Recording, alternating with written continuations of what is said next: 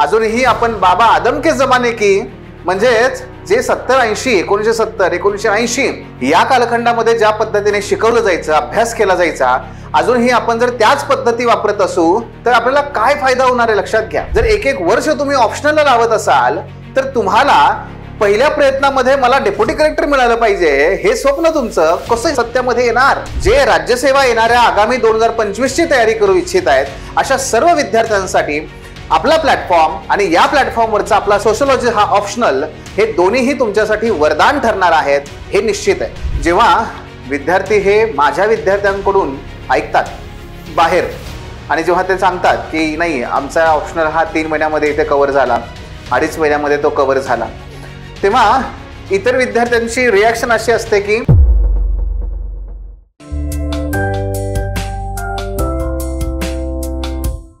सर्वप्रथम आपल्या सर्वांचं हार्दिक स्वागत आपल्या the officer your personal mentor या प्लॅटफॉर्मवरती. मित्रांनो, आज आपण या ठिकाणी या सेशनमध्ये खास एका विषयावरती चर्चा करण्यासाठी भेटतोय आणि तो म्हणजे की जो एक फार मोठा गैरसमज आहे, तो गैरसमज आपण आपल्या मेहनतीने, आपल्या विशिष्ट शास्त्रीय पद्धतीने आणि त्याचबरोबर विद्यार्थ्यांप्रती असणारा जो आपलं समर्पण आहे त्याच्यातून आपण ते जे करून दाखवलेलं आहे, तर तो मुद्दा घेऊन आज आपण या ठिकाणी चर्चा करतोय आणि ते म्हणजे 3 महिन्यामध्ये ऑप्शनलची तयारी. जेव्हा विद्यार्थी हे माझ्या विद्यार्थ्यांकडून ऐकतात बाहेर आणि जेव्हा ते सांगतात की नाही आमचा ऑप्शनल हा 3 महिन्यामध्ये इथे कव्हर झाला, 2.5 महिन्यामध्ये तो कव्हर झाला, तेव्हा इतर विद्यार्थ्यांची रिॲक्शन अशी असते की छे अरे हे शक्यच नाही आहे, इट्स इम्पॉसिबल.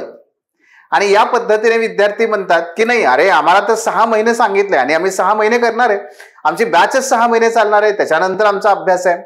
मित्रांनो, गेला तो जमाना. आता जर आपल्याला या वेगाने बदलणाऱ्या जगामध्ये अजूनही आपण बाबा आदम के जमाने की म्हणजेच जे 70-80 1970 1980 या कालखंडामध्ये ज्या पद्धतीने शिकवलं जायचं, अभ्यास केला जायचा, अजूनही आपण जर त्याच पद्धती वापरत असू तर आपल्याला काय फायदा होणार आहे लक्षात घ्या. आपण कालबाह्य ठरणार. जर एक वर्ष तुम्ही ऑप्शनल लावत असाल तर तुम्हाला पहिल्या प्रयत्नामध्ये मला डेप्युटी कलेक्टर मिळालं पाहिजे हे स्वप्न तुमचं कसं सत्यामध्ये येणार. It is impossible.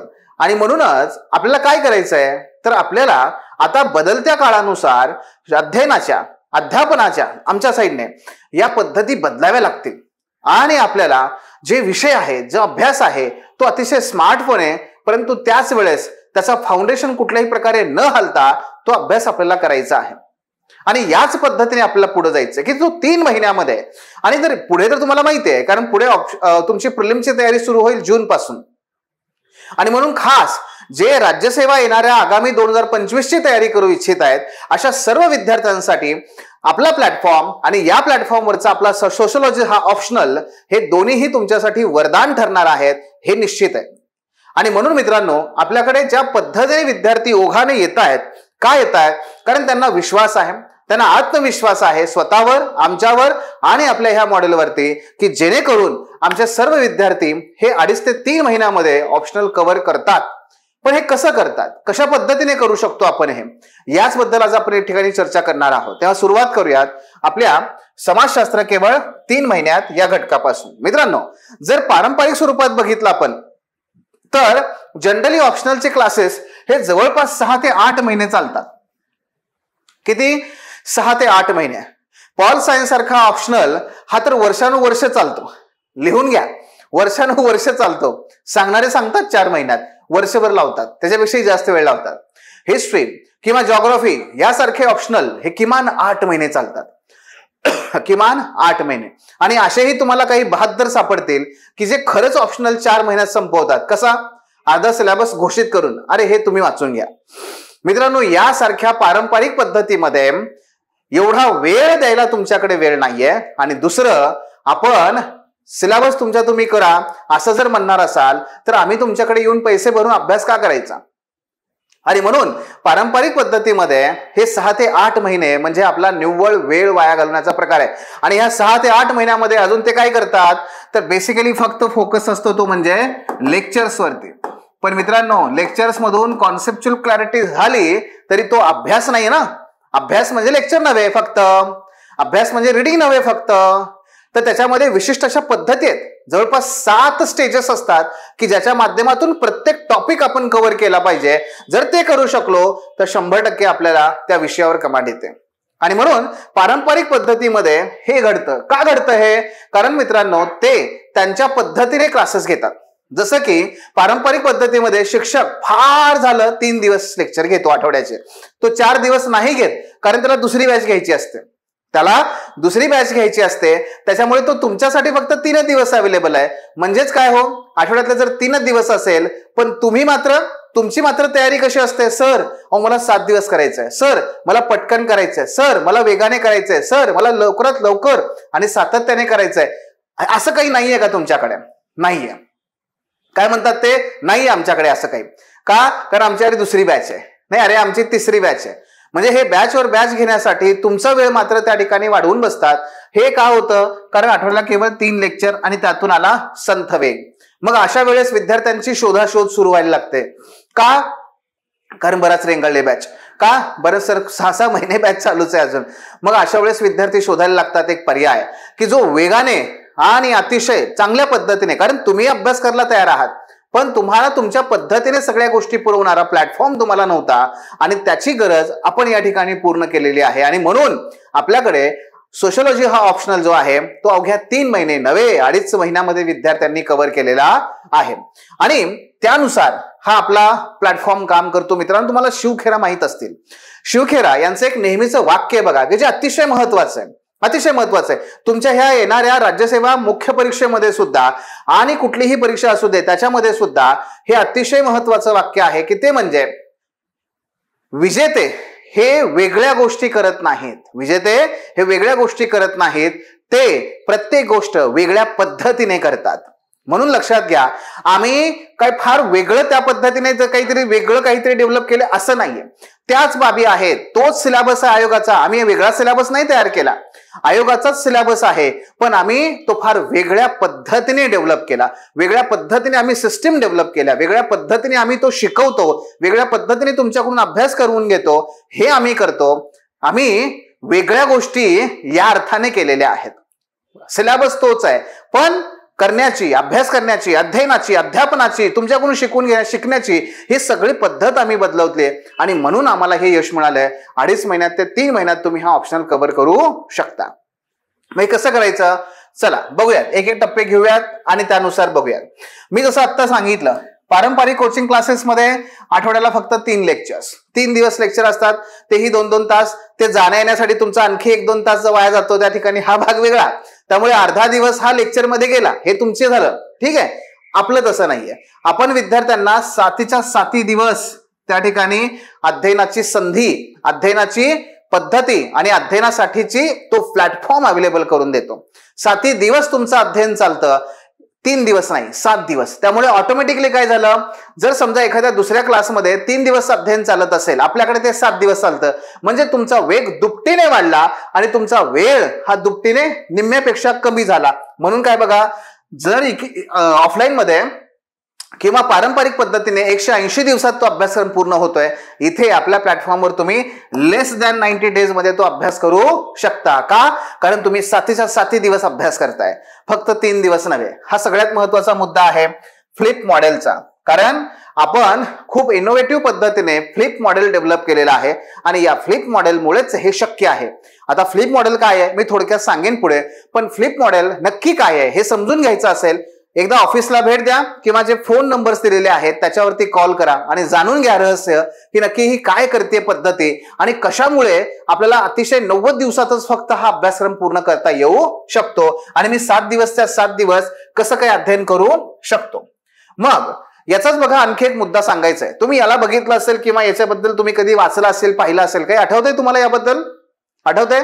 नाही, मला सांगायचंय काय की विजेते वेगळ्या गोष्टी करत नाहीत, त्याच गोष्टी पण वेगळ्या पद्धतीने करतात. जे आम्ही केलं फ्लिप मॉडेलच्या माध्यमातून, मी तुम्हाला उदाहरण देतो हे कसं केलं जातं. फॉर एक्झाम्पल हे बघा, हे काय माहितीये? आठवतंय? नाही आठवतंय? बरं ठीक आहे. बघा, हे आहे इलॉन मस्क यांची जी स्पेस एक्स नावाची जी कंपनी आहे, या कंपनीने रॉकेट लॉन्चर हे केले, सुरुवात केली.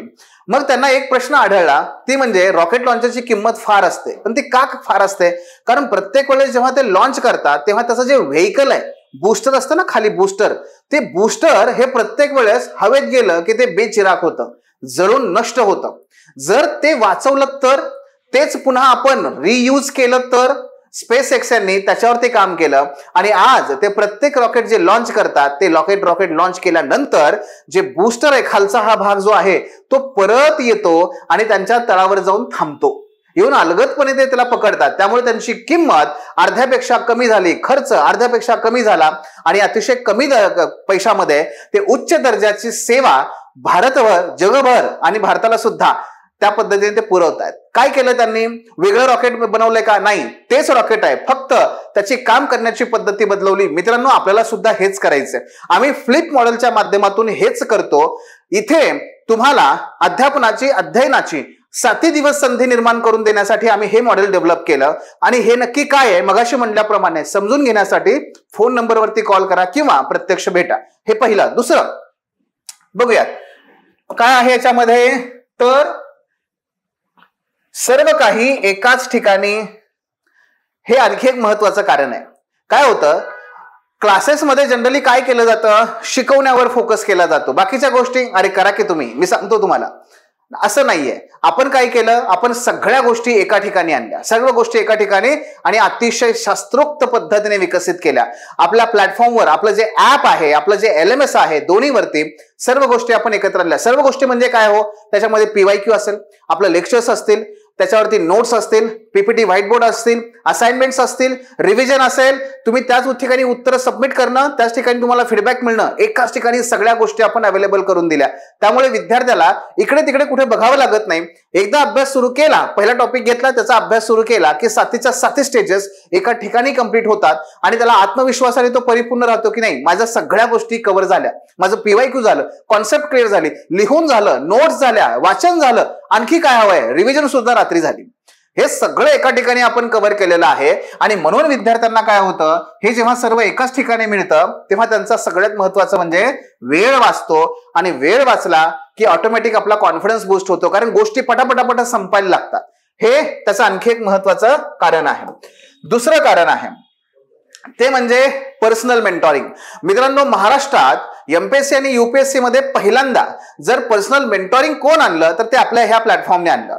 आज सगळेजण नावं घेतात, नाही आम्हीही मेंटॉरिंग करतो. अरे पण आम्हीही मेंटॉरिंग म्हणजे काय, आमच्याकडे सुद्धा राईसपेट मिळेल अशा प्रकारची बाब झाली. मेंटॉरिंग म्हणतात कशाला, या बाबी सुद्धा कुणाला माहित नाहीयेत. मित्रांनो, पर्सनल मेंटॉरिंग मध्ये का महत्वाचं आहे, हे का, त्याच्यामुळे तुमचा वेग वाढतो आणि अतिशय कमी वेळेमध्ये तुम्ही हे कव्हर करू शकता. कारण पर्सनल मेंटॉरिंग मध्ये जेव्हा तुमचं ऍडमिशन होतं तेव्हा मित्रांनो तुम्हाला डायरेक्ट लगेच आम्ही शिकवायला सुरुवात करत नाही. पहिल्यांदा तुमची माझ्यासोबत पर्सनल मीटिंग होते. या मीटिंग मध्ये आपण तुमचं संपूर्णपणे अभ्यास कसा करावा, नोट्स कशा काढाव्यात, नियोजन कसं करावं, GS आणि ऑप्शनल या दोघांचं नियोजन कसं करावं, आगामी पूर्व परीक्षा, त्याच्या अगोदर मेन्स, त्याच्यानंतर मेन्स, त्यापुढे मेन्सच्या अगोदरची आपली रिव्हिजन, ह्या सगळ्या गोष्टी कशा मॅनेज करायच्या. जर कोणी तिथे विद्यार्थी असेल जो कॉलेज करतोय, कोणी गृहिणी असेल, कोणी जॉब करणारा व्यक्ती असेल, प्रत्येकाच्या वेगवेगळ्या अडचणी असतात. ह्या प्रत्येकाला वेगवेगळ्या पद्धतीने आपण डील करतो, त्यांना मार्गदर्शन करतो आणि त्याच्यामुळे विद्यार्थी पहिल्या दिवशी त्याची कॉन्सेप्ट क्लिअर असते. पुढचं 1 वर्ष मला काय करायचंय हे त्याला सगळं क्लिअर असतं आणि म्हणून विद्यार्थी पहिल्या दिवसापासून आत्मविश्वासाने पुढे कामाला लागतो आणि म्हणून त्याचा वेळ वाचतो. म्हणून त्याच्यामध्ये आत्मविश्वासाने काम करण्याची उर्मी येते, कारण त्याला पहिल्या दिवशी या सगळ्या गोष्टी क्लिअर असतात. त्याला हे प्रश्न पडत नाहीत, क्लास संपला आता काय अभ्यास कसा करू हे कळलंच नाही मला, क्लास संपला इथपर्यंत तरी सुद्धा या गोष्टी अप्लाय तर होत नाही. का? कारण मेंटॉरिंग आहे, पर्सनल मेंटॉरिंग आहे. मित्रांनो, पर्सनल मेंटॉरिंगची फार मोठी गरज आहे. अगदी हे तुम्हाला स्पोर्ट्समध्ये वेगवेगळ्या उदाहरणाच्या माध्यमातून पाहता येऊ शकतं. मायकेल फेल्प्स, अगदी सचिन तेंडुलकर घ्या, तुम्हाला फेल्प्स माहित नसेल तर. मित्रांनो, ह्या प्रत्येक महान खेळाडूला ते जेव्हा रिटायर झाले त्या दिवशी त्यांच्यासोबत त्यांचा कोच पण रिटायर झाला. म्हणजेच काय, ते महान होते तरी सुद्धा ते शिखरावर होते तरी सुद्धा त्यांनी कितीतरी कीर्तिमान प्रस्थापित केले तरी सुद्धा शेवटपर्यंत त्यांनी एक पर्सनल मेंटॉर आपल्यासाठी ठेवला आणि म्हणून ते त्या शिखरावरती कायम टिकून राहू शकले.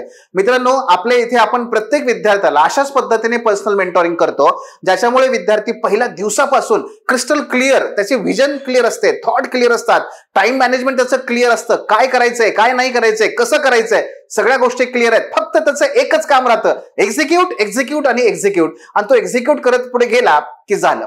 मग त्याच्यानुसार त्याचा तो काय होतो, परफॉर्मन्स वाढतो, वेळ कमी लागतो आणि 3 महिन्यामध्ये ऑप्शनल त्या ठिकाणी कव्हर होतो. त्याचबरोबर आपण काय करतो, वीकली मीटिंग असतात, त्याच्या वीकली मीटिंग असतात, त्याच्यावरती त्याचं डिस्कशन असतं, डाऊट क्लिअरिंग असतं, शिवाय वीकली आपलं PYQ वरती परत सेशन पण असतात. अहो, एवढ्या सगळ्या गोष्टी तुम्हाला कुठेच मिळत नाहीत. Daily target, weekly meeting, weekly PYQ session, consistently त्या आन्सर रायटिंग वरती डिस्कशन, ह्या सगळ्या गोष्टी तुम्हाला कुठे मिळत नाहीत. आणि म्हणून काय होतं, हा फक्त संपवायचा म्हणून संपवत नाही, आपण त्याच्यावर कमांड मिळवतो, हे लक्षात घ्या. ह्याच पद्धतीने आणखी एक मुद्दा, आपला कॉन्टेंट. मित्रांनो, काय होतं, विद्यार्थ्यांची जी अवस्था आहे ना आपली, ती कशी आहे माहितीये का, भरमसाठ माहितीने भारावून गेलेले आमचे विद्यार्थी, भरमसाठ विद्यार्थी आमचे माहितीने. काय, आज आपण इन्फॉर्मेशन अँड कम्युनिकेशन टेक्नॉलॉजीच्या जगात राहत असताना सोशल मीडियावरती, युट्यूबवरती हजारो व्हिडिओ आहेत, वेबसाईट हजारो आहेत, पुस्तकं पायरेटेड हजारो मिळतात, नोट्स टॉपरच्या ह्याच्या त्याच्या मिळतात. अरे पण हे सगळं घेऊन करायचं काय? या सगळ्या इन्फॉर्मेशनच्या मायाजालामध्ये, महाजालामध्ये आम्हाला हेच कळत नाही नक्की घ्यायचं काय. आम्हाला माहिती मिळते पण नॉलेजचं काय, आम्हाला माहिती मिळते पण विजडमचं काय, आम्हाला माहिती मिळते पण आमच्या कॅपॅबिलिटीचं काय, आम्हाला माहिती मिळते पण वापरायची कशी, आम्हाला माहिती मिळते पण आम्हाला योग्य त्या प्रश्नाची डिमांड पूर्ण कशी करायची हे मात्र कळत नाही. आणि म्हणून अशा वेळेस काय आहे, आपण आपल्या जे लेक्चर्स, आपल्या PPT व्हाईट बोर्ड, आपल्या नोट्स ह्या टू द पॉइंट, परीक्षा भिमुख अशा पद्धतीने तयार केलेल्या, जेणेकरून विद्यार्थ्यांना तेवढा कॉन्टेंट घ्यायचा आहे, वाचायचंय, लिहायचंय. आणि म्हणून काय होतं माहितीये, त्याची गरज एकाच ठिकाणी वन स्टॉप सोल्युशन प्रमाणे पूर्ण होते आणि म्हणून त्याचा वेग वाढतो. त्याला इकडे तिकडे पळावं लागत नाही, त्याला इकडे तिकडे जावं लागत नाही, कारण मी आहे की मैं हूं ना. अशा पद्धतीने तुम्ही निश्चितपणे माझ्यावर रिलाय राहू शकता. आपल्या नोट्स, आपल्या PPT लेक्चर्स आणि आपले व्हिडिओ लेक्चर्स आणि आपलं सगळं डिस्कशन आणि कंटिन्युअस आन्सर रायटिंग आणि PYQ डिस्कशन, या सगळ्यामुळे तुमचा प्रचंड चांगल्या पद्धतीने अभ्यास होतो. ऑप्शनल तुमच्या हातात येतो 3 महिन्यात. बघा, अशा पद्धतीने उदाहरण घ्या. हे काय माहितीये तुम्हाला, हे काय आहे, हे ऍपलचा लोगो आहे. हे अगदी लहान मुलांना सुद्धा माहिती आहे, बरोबर ना. का, कुठे तुम्हाला काही दिसतंय, गिजबिडी गिजबिडी गजगड गजगड काही दिसतंय तुम्हाला इथे? काहीही दिसणार नाही. का दिसणार नाही? या लोगोचं सगळ्यात मोठं वैशिष्ट्य काय आहे, सिम्प्लिसिटी. दिसतंय काय, ऍपल दिसतोय, खाल्लेला ऍपल दिसतोय, कायमस्वरूपी लक्षात राहिला. अशाच पद्धतीने आपल्या नोट्स, अशाच पद्धतीने आपले लेक्चर्स आणि अशाच पद्धतीने आपल्या PPT असल्यामुळे मित्रांनो, या सिम्प्लिसिटीमुळे ते कायमच्या लक्षात राहतात. उगीच त्या ठिकाणी भारंभार पसारा लक्षात ठेवण्याची गरज पडत नाही. तर हे आपल्याला करायचं आहे. त्याचबरोबर 3 महिन्यामध्ये हा ऑप्शनल का कव्हर करू शकतात विद्यार्थी, त्याचं आणखी एक महत्वाचं कारण आहे, मुळात तो विषय. समाजशास्त्र हा सर्वोत्तम विषय आहे. केवळ पेपर 2 कव्हर होतो म्हणून राज्यशास्त्र घेणारे विद्यार्थी वर्षानुवर्ष तो डोंगर चढत बसतात आणि इकडे त्यांचे किमान 3-4 अटेम्प्ट निघून जातात. अरे बाबा, पण त्या राज्यशास्त्रामध्ये ढिगाने तिकडे थिंकर पडलेले आहेत आणि एक थिंकरचा अभ्यास करणं म्हणजे जवळपास 15 दिवस किमान लागतात. थिंकरची यादी काढा, गुणिले 15 करा, तुम्हाला कळेल पॉल सायन्स साठी किती वेळ लागतो, हे लक्षात घ्या. आणि त्याचबरोबर मग तो जॉग्राफी असेल, तो हिस्ट्री असेल, यासारख्या विषयांचा जर सिलेबस बघितला तुम्ही, तर एक हिमालय आहे आणि दुसरा सह्याद्री आहे. हे एवढे डोंगर जर चढायचे राहिले तर आम्ही GS कडे कधी लक्ष देणार, आम्ही आमच्या इतर प्रिलिम्स कडे कधी लक्ष देणार, आणि आम्ही पहिल्या प्रयत्नात आम्हाला जे IAS व्हायचंय, डेप्युटी कलेक्टर व्हायचंय, ते होणार कधी? आणि म्हणून मित्रांनो, सोशोलॉजी का बेस्ट आहे, कारण त्याचं स्वरूपच तितकं सुंदर आहे. अतिशय कमी सिलेबस. काय आहे, अतिशय कमी सिलेबस जो आहे तो सुद्धा दोन्ही पेपरमध्ये ओव्हरलॅप होतो. विचारवंत सर्वात कमी आहेत जे आहेत ते सुद्धा आपल्या अतिशय ओळखीचे आहेत. हा सर्व विषय आपल्या ओळखीचा आहे आणि म्हणून एका बाजूला तो विषय इतका सुंदर आहे, अतिशय सिलेबस कमी आहे, ओव्हरलॅपिंग आहे, त्याचबरोबर ओळखीचा आहे, ही एक बाजू. आणि दुसऱ्या बाजूला आपण डेव्हलप केलेलं फ्लिप मॉडेल, ह्या दोन्ही गोष्टीमुळे काय होतं, तुमचा अभ्यासक्रम 2.5 महिन्यामध्ये, मी 3 महिने सो म्हणत नाहीये, 2.5 महिन्यामध्ये जे विद्यार्थी सातत्याने अभ्यास करतात त्यांचा तो विषय कव्हर होतो. त्यांना विषयावरती कमांड येते आणि विषय कमांड आल्यानंतर आत्मविश्वास वाढतो. त्याचा परिणाम इतर विषयावर होतो. मित्रांनो, आमचा अनुभव असा आहे की या ऑप्शनलच्या आपल्या या पद्धतीने विद्यार्थी जेव्हा अभ्यास करतात तेव्हा ते काय करतात माहितीये, ते जीएस वर पण अप्लाय करतात आणि जीएस वर अप्लाय करायला लागले की त्यांचा जीएस चा सुद्धा त्या ठिकाणी एफिशियन्सी वाढते आणि तिथे सुद्धा त्यांना चांगलं यश मिळतंय. आणि म्हणून मित्रांनो, आमच्याकडे येणारा प्रत्येक विद्यार्थी म्हणतो, सर ऑप्शनल प्रमाणे बाकीच्या गोष्टी आहेत का, बाकीचे जीएसचे पण विषय आहेत का? हो, ते सुद्धा आहेत. आणि म्हणून मित्रांनो, या पद्धतीने विद्यार्थ्याचा लाभ घेतात, तुम्ही का मागे पडताय? आणि म्हणून शेवटी काय आहे की आपल्याला प्रिलिमच्या अगोदर ऑप्शनल कव्हर करायचंय. कॉन्सेप्च्युअल क्लॅरिटी संपूर्णपणे, येस, सगळा सिलेबस संपवणं, आन्सर रायटिंग करणं, नोट्स काढणं, रिव्हिजन करणं, हे आपल्याला पहिल्या 90 दिवसामध्ये हे करायचं आहे. ह्या सगळ्या गोष्टी करायच्या. काय काय? अभ्यासक्रम पूर्ण करणं, कॉन्सेप्ट क्लॅरिटी करून घेणं, नोट्स काढणं, आन्सर रायटिंग करणं आणि त्याचबरोबर त्याचे रिव्हिजन सुद्धा होणं. हे सगळं आपल्याला ह्या 90 दिवसात करायचंय. पण प्रिलिम नंतरच्या पुढच्या 3 महिन्यामध्ये पुन्हा व्हॅल्यू ॲडिशन करत राहायचंय. आणखी पुस्तकं वाचा, आणखी पीवायक्यू सोडवा, आपण घेणाऱ्या टेस्टमध्ये परत या, परत त्या ठिकाणी आन्सर रायटिंग करा आणि त्याचबरोबर आपली सतत त्या ठिकाणी चर्चा असणारच आहे. म्हणून मित्रांनो, तुमची कमांड येलो, तुमचं जे टार्गेट आहे ना की मला ऑप्शनल मध्ये 350 पाहिजेत, ते मिळू शकतात. या पद्धतीने गेलात तर पहिल्या 3 महिन्यात ऑप्शनल कव्हर करा, पुढच्या 3 महिन्यामध्ये त्यावरती आणखी काम करून त्याच्यामध्ये 350चा झेंडा लावा. मित्रांनो, शेवटी बघा, निवड तुमची आहे, तुम्हाला निवड करायची आहे.